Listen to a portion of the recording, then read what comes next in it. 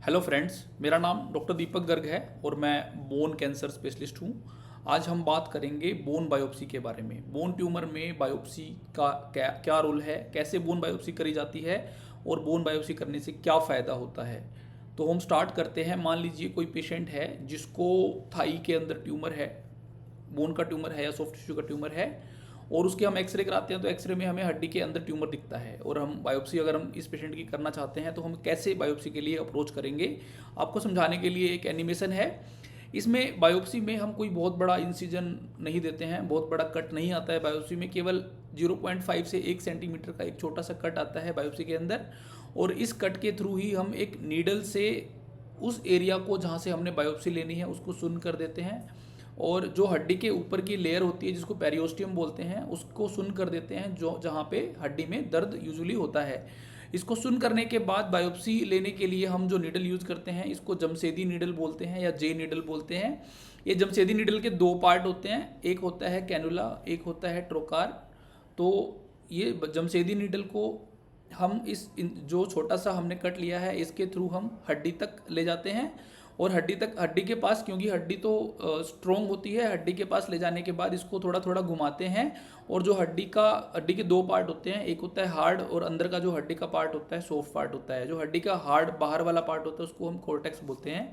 तो धीरे धीरे करके हम जो हड्डी का हार्ड वाला पार्ट है, कोर्टेक्स वाला पार्ट है, उस कोर्टेक्स को हम कोर्टेक्स के थ्रू पियर्स कर देते हैं, उसके थ्रू ट्यूमर तक हम पहुंच जाते हैं और नीडल को ट्रोकार और कैनुला के साथ ही हम अंदर ले जाते हैं।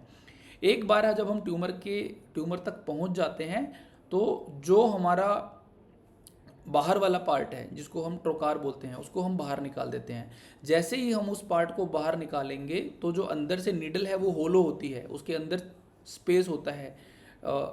नीडल के अंदर जो स्पेस होता है, अगर हम अब नीडल को अंदर लेके जाएंगे तो अंदर बाहर की तरफ जो भी टिश्यू आएगा वो सारा नीडल के अंदर जाने की कोशिश करेगा। तो अब हम ट्यूमर तक पहुंच चुके हैं, धीरे धीरे अब ट्रोकार हमने निकाल दिया है।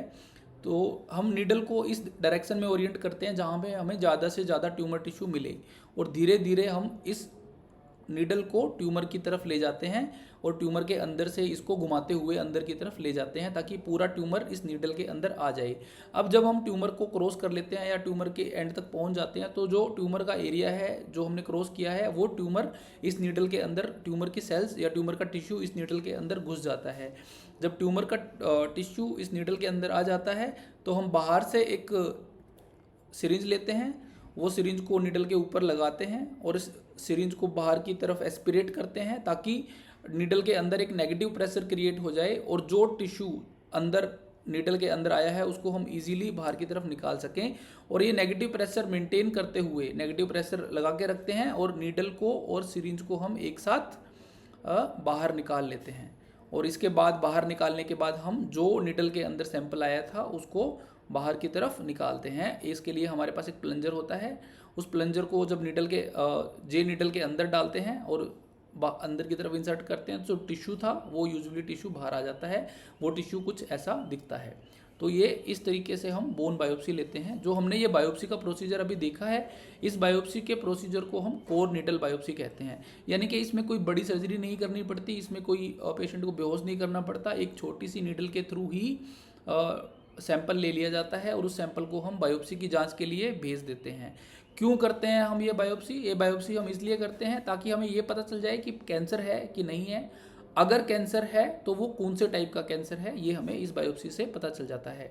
तो जो हमारा आगे का ट्रीटमेंट होता है वो सारा इसी चीज़ पे डिपेंड करता है कि जो बायोप्सी में डायग्नोसिस आता है, जो भी बायोप्सी से हमें पता चलता है कि कैंसर कौन है कि नहीं है और कौन से टाइप का कैंसर है, वो आगे का सारा ट्रीटमेंट हमारा इसी चीज़ के ऊपर डिपेंड करता है। तो बायोप्सी बहुत ही ज़्यादा इंपॉर्टेंट स्टेप है किसी भी कैंसर के ट्रीटमेंट में। तो बायोप्सी यूजुअली किसको करनी चाहिए? बायोप्सी हमेशा एक एक्सपीरियंस्ड सर्जन को ही करनी चाहिए जो वो आगे जाके बोन कैंसर की सर्जरी करने वाला है। और बहुत ज़रूरी होता है कि कई बार कुछ पेशेंट्स को ब्लीडिंग हो सकती है, उसको कंट्रोल करने के लिए हम कुछ टाइम तक उसको दबा के रखते हैं और ड्रेसिंग कर देते हैं। तो दोस्तों ये था हमारा आज का वीडियो जिसमें हमने सीखा कि बोन बायोप्सी कैसे करते हैं और बोन बायोप्सी का क्या रोल होता है। तो ऐसी और वीडियोस देखने के लिए हमारे चैनल्स को लाइक, शेयर एंड सब्सक्राइब करें। Thank you guys, thank you very much.